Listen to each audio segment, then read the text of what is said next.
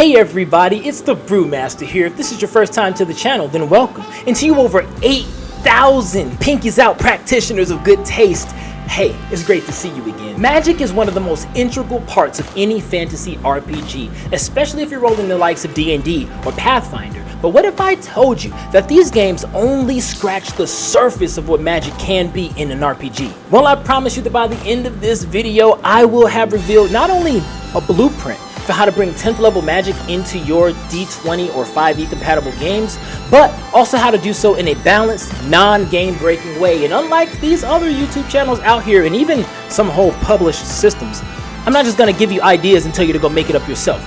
By the end of this video, you will have a concrete, real resource that you can refer to and access the knowledge that not even the gods want you to know. So if you're a GM, get your notebook ready. If you're a player, send this to your game master so that you can start accessing these powers in your very own game. And please do like and subscribe, because 52% of returning viewers do not. And if only a quarter of our returning viewers did subscribe, we would already be over our 10,000 goal. So please help us hit that 10K subscriber mark. You are not just one of the masses. Every click really does count. So if you love these GM advice videos, especially if you've already watched one or two of our videos, please do subscribe.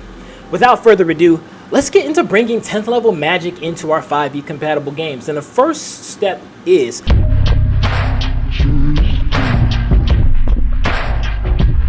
to reference the master source book, the grimoire of all 10th level Magic. And we have to look no further than Dungeon Crawl Classics. That's right. And for everyone who plays DCC, I know you guys are jumping in your seats right now because you already know what I'm about to say. Stick with me.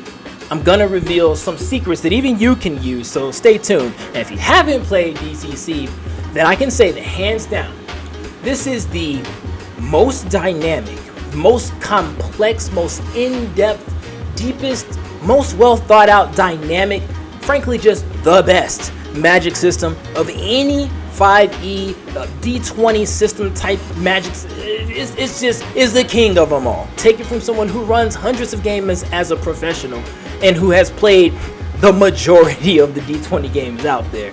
Now, to illustrate the difference between D&D and Dungeon Crawl Classics, let's look at the piddly little first level spell that we all know and love as Magic Missile. First, we'll compare and then we'll contrast. So, how are they similar? Well, because Dungeon Crawl Classics is published under the OGL and is basically built upon 5e, it's basically compatible with D&D. Thus, the mechanical aspects of our spells are going to remain the same. You're still going to have the name of the spell level, the range, the duration, the casting time, and any associated spell save or saving throw that needs to be made against the spell. So it's going to be very familiar for anybody who's played D&D or even Pathfinder. But when we get into the meat of the spell, that's when things start to get real freaking interesting. So for 5e, you'll see, very straightforward. You create 3 glowing darts of magical force. Each dart hits a creature of your choice you can see within range. A dart deals 1d4 plus 1 force damage. The darts all strike simultaneously, blah blah blah. You can upcast it to throw 1 extra dart. So basically at 9th level, the highest that this spell can do, you can roll up to 11d4 plus 11 damage, which is not bad, or so it seems. But let's compare that to Dungeon Crawl Classics Magic Missile. Now, the first thing you're going to see is this wall of text, but I guarantee you it is nowhere near as complex as it looks. In Dungeon Crawl Classics, you have to roll for your spells, meaning you make a d20 check, plus your spell casting ability, any proficiencies that you get from your class or whatever, any bonuses from magic items. You roll all of that up, you compare your total result to the result on this chart. So there's no spells automatically going off. You roll for everything, meaning you can fail your spells, or you can roll in that one and they can even blow up in your face, even potentially killing you.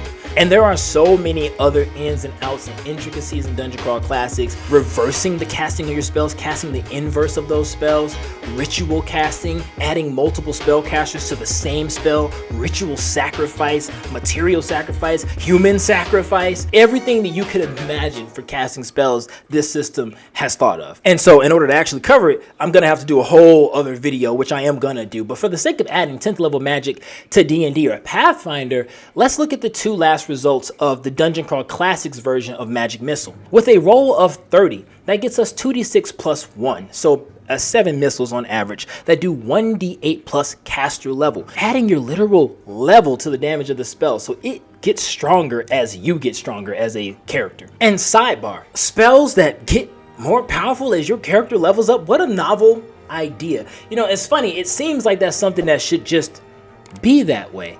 And when you think about D&D and even Pathfinder, where it doesn't work that way, that a 9th level wizard casting magic missile is the same as a 1st level wizard casting magic missile in D&D, you wonder where that kind of fell through the cracks during the design phase. Like, you wonder why it doesn't work that way when it definitely should. It feels right. And I think that that's a part of the reason why magic just doesn't feel that good at higher levels as you start to level up in D&D. And as I've just explained, because the magic naturally scales with you in Dungeon Crawl Classics, your spells never become useless. Dungeon Crawl Classics just does not suffer from the same issues that other magic systems suffer from. And if you want to experience just how amazing this combat system really is, then do not miss out on my limited Dungeon Crawl Classics mini campaign. Head to the Start Playing Games link in the description below to join. The mini campaign is intended to last just 4 to 6 sessions, and seats are limited. There's only 4 seats for this limited one-shot, so sign up before you miss your chance. The game is now live as of the airing of this video, but stay tuned, because at the end of this video I'll give you guys a discount code. Some point during this video I'm gonna say a word, and I'm gonna tell you at the end of the video what that word is to get the discount code. You need to send me the word and the timestamp in the video of that word to get 10% off your next 2 sessions with me. And if you miss out on the mini campaign, but you want to play any of the dozens of games that I run in my library, then just email me at rollwithencounter@gmail.com. And if you can't get up with me online, then definitely check me out at the RinCon fundraiser, where I'll be running Cyberpunk and Call of Cthulhu.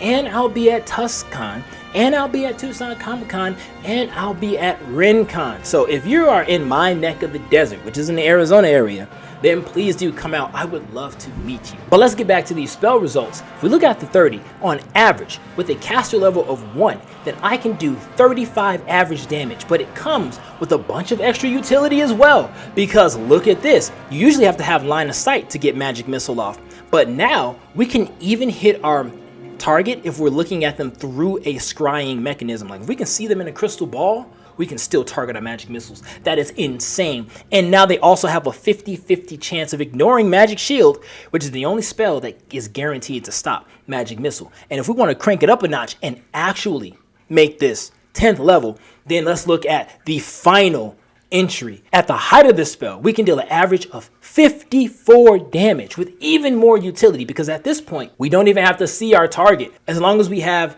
a trace of that target, we got a little bit of their blood, a tiny little bit of their hair, then you can track them wherever they are on the same plane. Your magic missile will go up to 100 miles. That is absolutely flabbergasting. Now let's compare that side to side with the 5e and the max casting of that spell. The 9th level spell allows us a maximum of 55 damage. If every single D4 rolls a 4, which would literally take an act of divine intervention, then you can roll 55 damage. But in DCC at our max casting, that 55 max damage becomes a 54 average damage for a level 1 character, meaning that we could do up to double the amount of the average damage. Realistically, you could do over 100 damage from 100 miles away as a level 1 character. One of these is clearly the big dick energy, and one of these is not.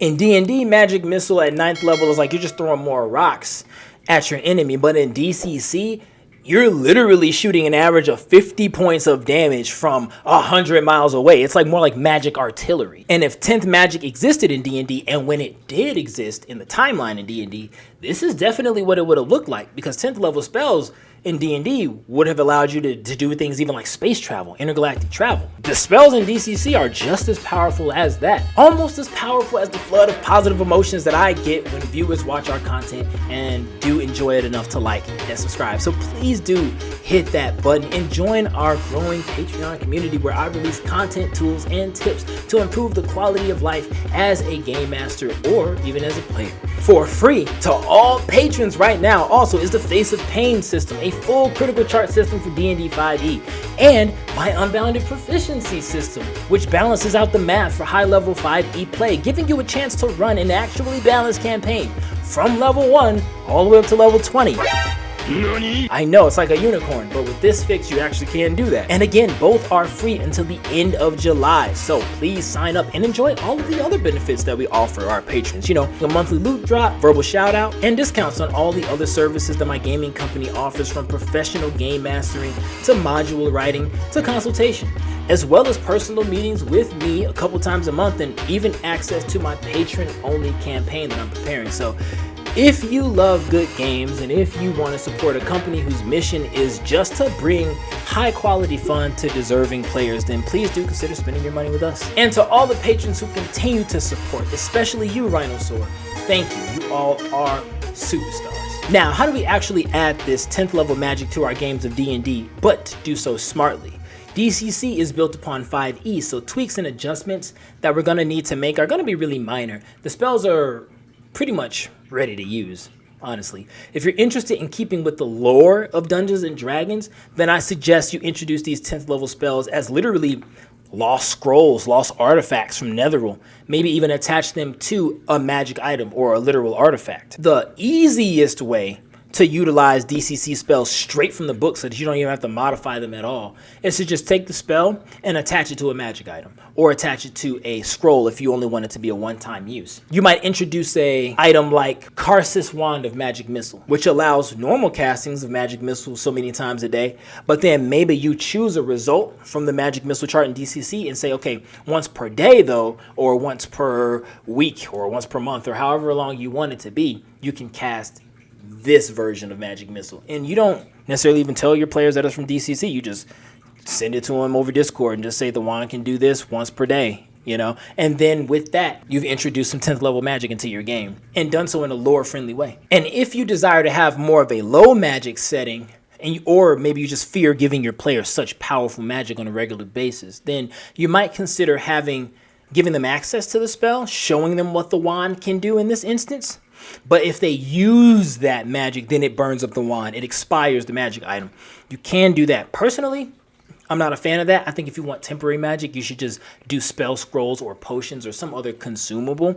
And then you can let that potion just be like a legendary potion. Like you drink this potion, the next time that you cast Magic Missile, it has this effect instead of the normal D&D Magic Missile effect. You can do it that way, and that feels much better than having your players find this awesome magic item and then they use the ability and now they don't get to have the magic item anymore. But there is nothing wrong with adding the spells that are here as a temporary thing that a person can do, a spell that they can cast through a scroll or a potion that they can drink, so that way it doesn't unbalance your game and it can be something that just punctuates a fight.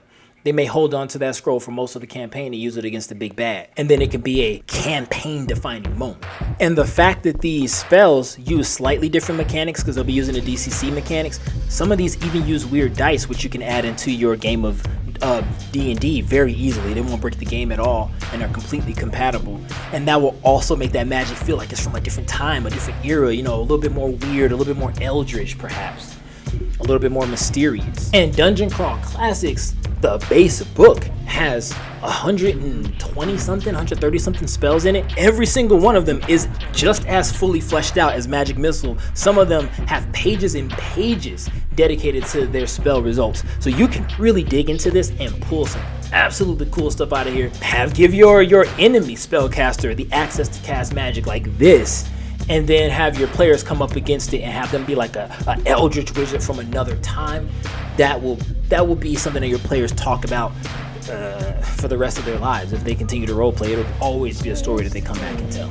But that's all I got for you today. Thanks for tuning in. Hopefully now you have the knowledge that you need to incorporate true epic magic into your games without fear. And for patrons, I'll be sending you guys some actual items that you can use in your games, or that can serve as a blueprint for making these kinds of cool 10th level magic items in your own game.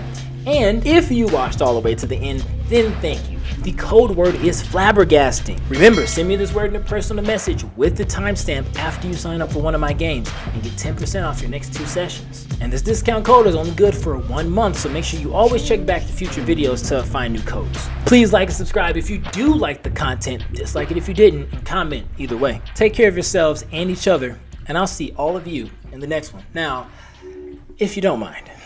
There's the door.